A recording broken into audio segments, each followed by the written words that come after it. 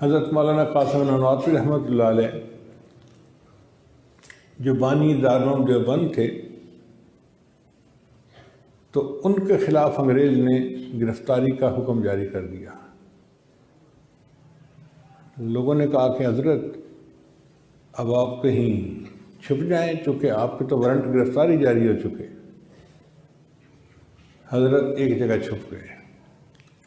3 دن کے بعد پھر مسجد میں لوگوں نے کہا کہ حضرت انگریز آپ کی جان کے درپے ہے اور اسے جہاں موقع ملا گرفتار کرے گا، پھانسی لٹکا دے گا، تو جان کا خطرہ ہے تو آپ چھپ جائیں۔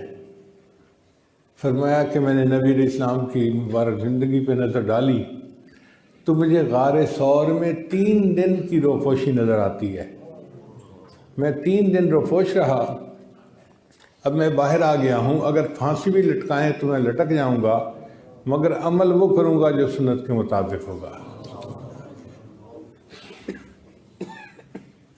دارالعلوم دیوبند بن گیا تو درمیان صحن میں ایک باغیچہ سا بنایا گیا، اس میں حضرت نانواتوی رحمۃ اللہ علیہ نے ایک پودا لگوایا، اور پودے کی ہی بڑی فکر ہوتی۔ آتے جاتے مالی سے پوچھتے بھئی وہ پودا چل رہا ہے نا، پانی دیا، اس کا خیال رکھا، اس کو خوراک دی۔ وہ کہتا ہے حضرت میں اس کا بہت خیال رکھتا ہوں، مگر مسئلہ کیا ہے کہ پودے تو کئی لگے ہوئے ہیں، آپ جب بھی آتے ہیں اسی کے بارے میں پوچھتے ہیں۔ تو حضرت نانواتوی رحمۃ اللہ نے فرمایا کہ وہ گلاب کا پودا ہے، اور میں نے کتابوں میں پڑھا ہے کہ نبی علیہ السلام کے پسینے اطہر سے جو خوشبو آتی تھی، گلاب کی خوشبو اس کے سب سے زیادہ قریب اور مشابہ تھی۔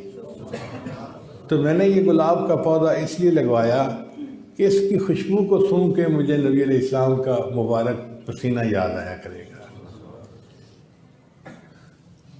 حضرت مولانا حسین مدنی رحمۃ اللہ علیہ مدینہ طیبہ میں رہتے تھے اور حدیث کا درس دیتے تھے۔ پھر وہاں سے واپس آ گئے انڈیا۔ انہوں نے دارالعلوم دیوبند کے اندر ایک کیکر کا درخت لگوا دیا۔ اب مالی بڑا حیران، اتنی خوبصورت بلڈنگ اور صحن میں اتنے خوبصورت پودے لگے ہوئے پھولوں والے، اور اس کے درمیان کیکر کا درخت جس میں کانٹے کے سوا کچھ ہوتا ہی نہیں ہے۔ تو اس نے پوچھا کہ حضرت آپ آتے ہیں تو اسی درخت کو دیکھتے ہیں اور اسی کے بارے میں پوچھتے ہیں، آخر اس کی کیا خاص وجہ ہے؟ تو حضرت مدنی نے جواب دیا کہ میں نے کتابوں میں پڑھا ہے کہ نبی علیہ السلام نے بیعت رضوان جس درخت کے نیچے لی تھی وہ کیکر کا درخت تھا، تو میں نے دارالعلوم دیوبند کے صحن میں کیکر کا درخت اس لیے لگوایا کہ اس درخت کو دیکھ کے مجھے اپنے آقا کی یاد آیا کرے گی۔ اس سے اندازہ لگائیں کہ ہمارے اکابرین کے دلوں میں نبی علیہ السلام کی کیسی محبت تھی، اور وہ کیسے ایک ایک عمل کو ان کے طریقے پر کرنا پسند کرتے تھے۔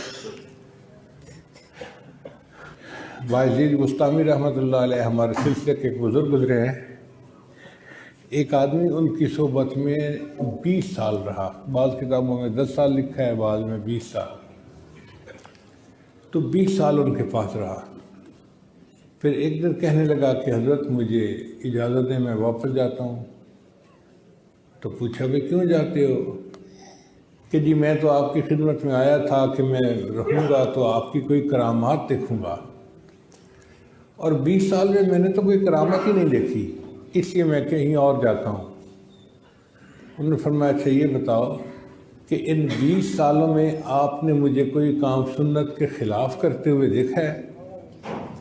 اس نے کہا نہیں دیکھا۔ فرمایا اس سے بڑی اور کرامت کیا ہو سکتی ہے کہ 20 سال میں ایک کام بھی سنت کے خلاف تم نے نہیں دیکھا۔ اس لیے الاستقامت فوق الکرامہ، جو سنت کی اس پر استقامت ہوتی ہے وہ کرامتوں سے زیادہ بڑی کرامت ہوتی ہے۔ اللہ تعالیٰ جس بندے کو چاہتے ہیں اس کو سنت کی اتباع کی توفیق عطا فرما دیتے ہیں۔